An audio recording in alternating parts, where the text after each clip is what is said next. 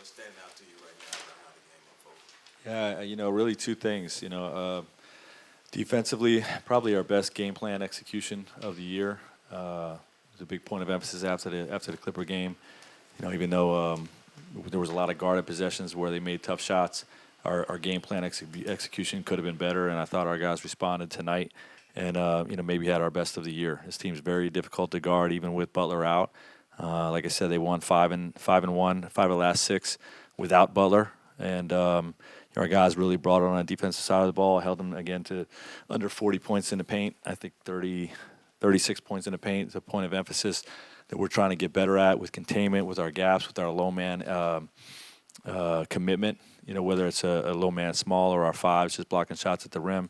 Our paint defense is getting better, and then offensively, the trust, right? The trust and trying to get the right guys, the right shots.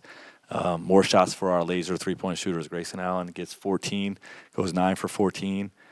Brad and Book got some, and then those guys rewarding it back, to some of the role players. So the trust is building. 30 assists. Book and Brad 19 assists between the two of them, and those two things combined, I was happy with the overall performance, and we closed it out. Like there've been times we've been up 15, 20 points and allowed teams to get back in it. So that's another step for us as well. Slowing down Hero tonight? Yeah, you got to chase him. Not to get it too far into what our plan is with him, but you got to chase him inside the three-point line and then swarm him, the best you can. And it's difficult to do with Bam as the roller, right? Because the more you commit off of Bam, then he gets going behind. So they got a lot of guys who can hurt you. Like I said, this is not a. I want to understate how excited I am about holding that team under 100 points. Another thing I had was with Grayson, you repeatedly said his value to this team is high, one of the best players on the team. How good was it for you to see him not only finding the three, but being aggressive and looking for a shot?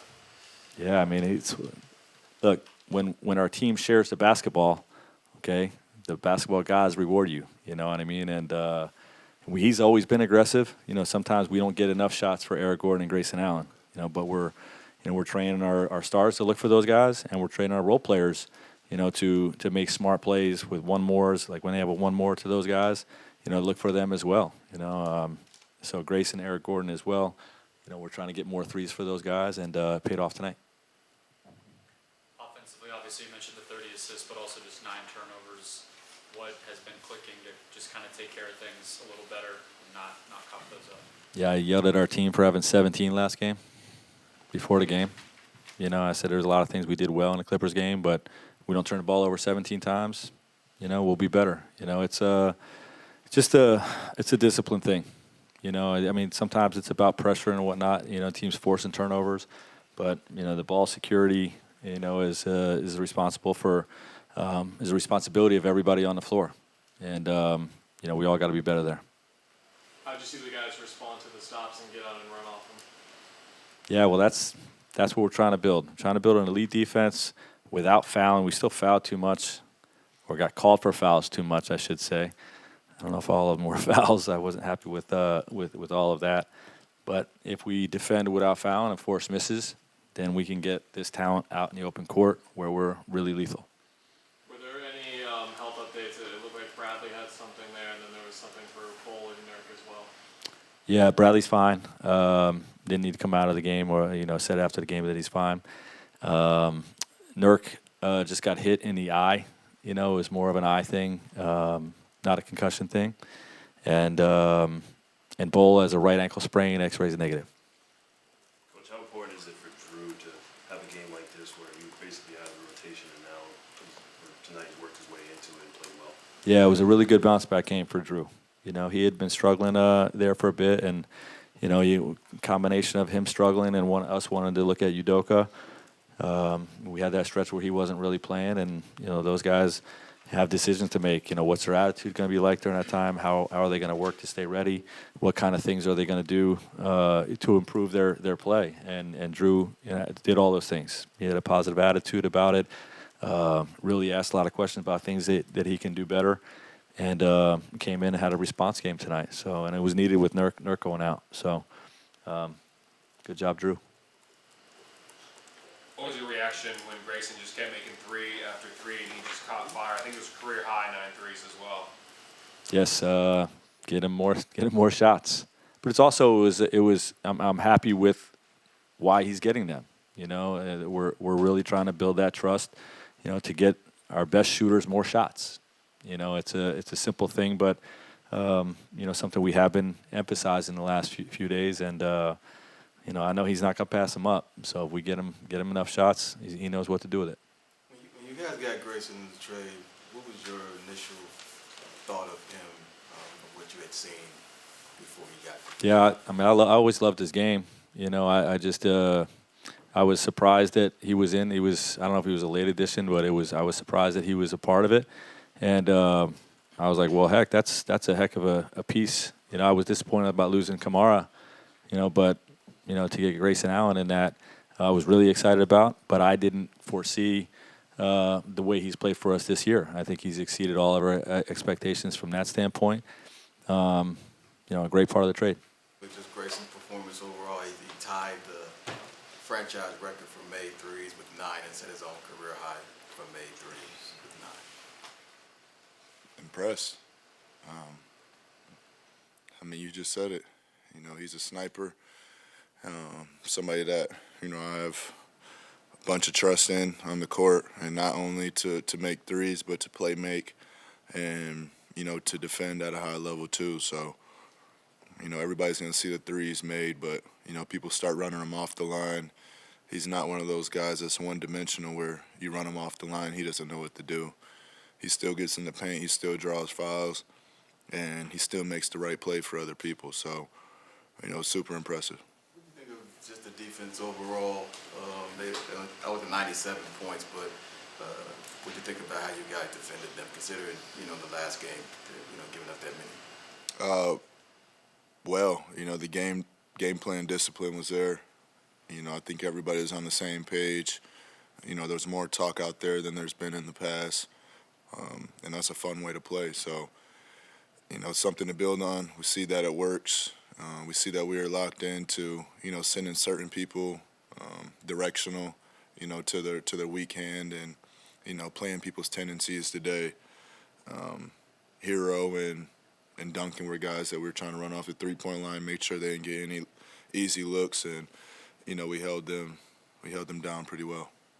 Grayson's averaging a career high. I think all his percentages are career highs. I mean, was there anything about his game that's surprised you this year, or was there, you know, what's kind of been why do you think he's playing so well? You'd have to ask him. You know, he's just in the flow. And, you know, he makes it look easy. It's not complicated.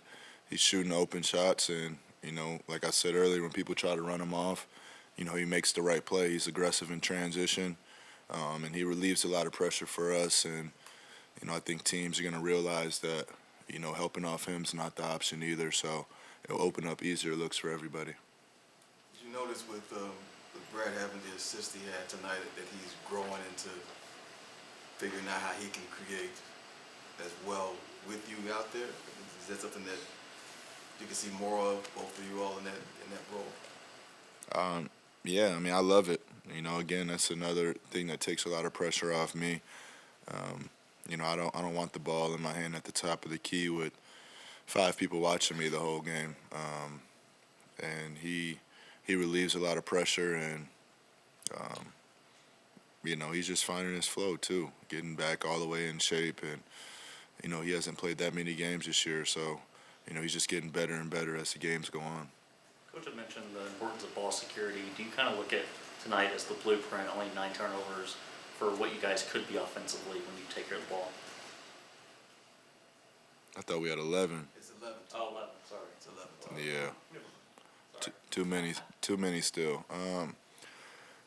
I mean, it's something that we obviously emphasize, and, you know, the spacing on certain actions, and, you know, remaining in that space and knowing when to cut and when not to. It's all a flow and it's all chemistry that we're trying to figure out. Look, I'm sure you saw Ricky decided to Yeah. retire. I don't know if you had any thoughts on your year with him and just seeing him make that announcement. I mean, I could be up here all day, you know, even though it was just 1 year, it was so impactful to my career, and, you know, just his veteran leadership and his IQ, his approach, his brotherhood too. He's always somebody that would check in on you when he was on the team and even when he left too. So an amazing career, someone that, we've all been following since he was 15, 16 years old in Spain. And he's gained respect from everybody over here. So, a great career. I wish he'd play longer, but, everybody makes that decision. And, I'm going to miss him on the court, but he's a friend forever. Ricky can obviously still go. Was that one of those moments to you, like seeing some things are bigger than basketball for him, making that decision? Yeah, 100%. And he just had a kid when he was here too, and I know how important family time is. So everybody has the right to make that decision. He's been impactful enough, like I said. He sacrificed his childhood. He's been, a phenom since I could ever remember. So, it was his time to hang it up, and, he made that decision. You had said when he was here that he helped you become an all-star. Mm-hmm. Maybe speak to that a little bit on what he did for you that one season. I mean, he competed. Not only is he, a point guard that keeps everybody involved. He had a knack to him, or he does have a knack to him. He has a chip on his shoulder, and, he brought the intensity every night too. He's somebody that you love on your team, but, hate when he's on the other team. Just annoying, getting his hands on a lot of balls and being able to, just control the game, without shooting it. And, that's really impressive. Were you, or are you surprised you weren't in the top 10 for fan voting? No. I know that fan voting has been a low number for you in the voting process. So do you even care about it or no? Mm-mm. Okay. Both Grayson got to 9 tonight with the threes. He became the 6th guy in training this year to do that. You were here for 3 of them. Do you remember those 3? Putting you on the spot a bit here. No. Fair enough. Baines? Yeah, so Baines. Aaron Baines, yeah, Portland game. That was like, then the world shut down after Yeah. he made the world shut down. Landry and Cam were the other 2. Okay. Magic Ken's was still last available, season. still on the board. I got to get the 7 first. Have you heard about that? What? That little thing on Twitter years ago? I mean, I know I haven't made 7. Okay. It was just this running joke of how when you got to 6, you were whatever for whatever. Yeah, man. I don't know what it is. Save it for the playoffs. Coach, you mentioned the team's working on building that trust to get the best shooters open, and you saw that really happen tonight. From your perspective, what have you seen, or have you felt the trust build amongst the team to get the guys open and get the shots that they want to see? Yeah, I trust everybody out here, and, the communication's the most important part. I think when we're locked in on defense and, we're scrambling around and getting steals and getting out and just playing fast, we tend to get our best looks. The angles of screens have been great. Drew came in today and, hasn't played in a couple and still, was high energy. And, he's just opening us up. When we get open looks, that's our best offense. So stay with that. That was a career high when you made the last one. Yeah, I did. I knew I was at 8. Kind of thought I was done for the night. Then when Coach put me in, I was lucky to get that swing from Brad, open corner 3. So when I got that one, I shot it knowing if this goes in, this is 9. Did you know that tied a franchise high? I didn't know that, no.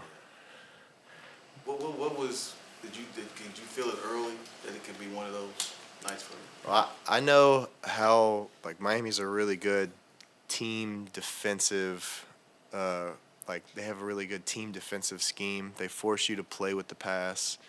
They're gonna crowd. They're gonna make you make decisions in a crowd. They're gonna make you give the ball up early, and then they do a good job of getting out late. So I knew that going into the game, and I got 2 good ones early where I'm 1 pass away from Book and I think Brad on the second one. And they draw 2-3 guys and kick it out, and so I got 2 good ones early to go in, and from that point it's kind of, are they going to adjust and get out of their gaps and let Brad, Book drive, get into the paint, or are they going to keep trying to show and get out for late contests? So they mixed it up. They did a little bit of both, but I was still able to get some of those one pass away shots and take advantage of that. What do you think of Drew taking that three after you? I feel like Drew's got a good percentage from three this year. It's not on many, but it's got to be like 2 for 3, 2 for 4, something like that. I mean, I thought it was going in when he shot it. Have you ever been in, I mean, I guess the number probably has never been this high because we're just in that era as in the NBA right now, but just getting up more than 10 every single night, is that a shift in mentality that you kind of have to play that way? Because I'm sure that's probably more than you're used to. Yeah, I mean, it's fun as a shooter to shoot that many threes, but it is a lot. Like tonight, this one, and the Dallas game, Christmas night, like it feels like you're getting up a lot of shots. But when you play teams that are going to plug and help and force our main playmakers, Book, Brad, Kev, whoever it is, to make the extra pass, then that's how you have to beat them. And I think as a team, we want to get up more threes. Tonight, 35 as a group is pretty good. So however I can help. If I can be 14 of those, that's cool. But a lot of it just comes from we have such an unselfish group, and I don't get up 14 threes if Book and Brad aren't making the extra pass all night long and sticking with it, not getting frustrated that they're not able to drive. So I'm really grateful to play with guys like that. There were fans shouting for you to shoot whenever you got it, but when they pushed you off the line, but you were still driving. How do you kind of stick with that mentality? Not with the record necessarily, but with the way you were shooting the ball, just still sticking with the downhill mentality when it's there. Yeah, I try to make the same read, whether the previous shot has gone in or not. You kind of know that after hitting a few, they're going to close out a little harder, and they were leaving their feet early to try to contest and run me off the line. So I knew I needed to get downhill, get into the paint. I missed a few at the rim I would have liked to have back and finish, and a few passes I had turned over getting into the paint I would have liked to have back. But being in that spot especially against a team like that tries to shift, take away the three, and make you drive into their help defense, to be able to do both is a big help for our offense. Coach said this might have been the best you guys have executed defensively all year. You were part of that big battle inside. They love those post entries. You guys were really good at preventing them. Just what did you see from the execution standpoint on that end? Really starting on the ball, we did a great job in our pick and roll coverages, sending guys the right way, knowing the bigs did a great job being up on Duncan and Tyler and trying to take away that pocket three or pocket shot that they have, and also getting back to Bam, who's a really good roller, really good in the half roll, taking those mid-range shots. The weak side was pulled over. When they had different lineups in, we did a good job switching in front of the post. They're one of the few teams that'll flash and do a high-low action. You don't see that a lot. But we did a great job fighting and making that pass tough so that they couldn't just pick us apart with that. So it was across the board, all coverages, switching. We didn't really have to do many adjustments because we came into the game and executed it right. At what point did you feel like you had it tonight? I'm sure every night feels different as a shooter such as yourself, but when did you feel like, oh, this might be my night where I'm feeling it and catching fire?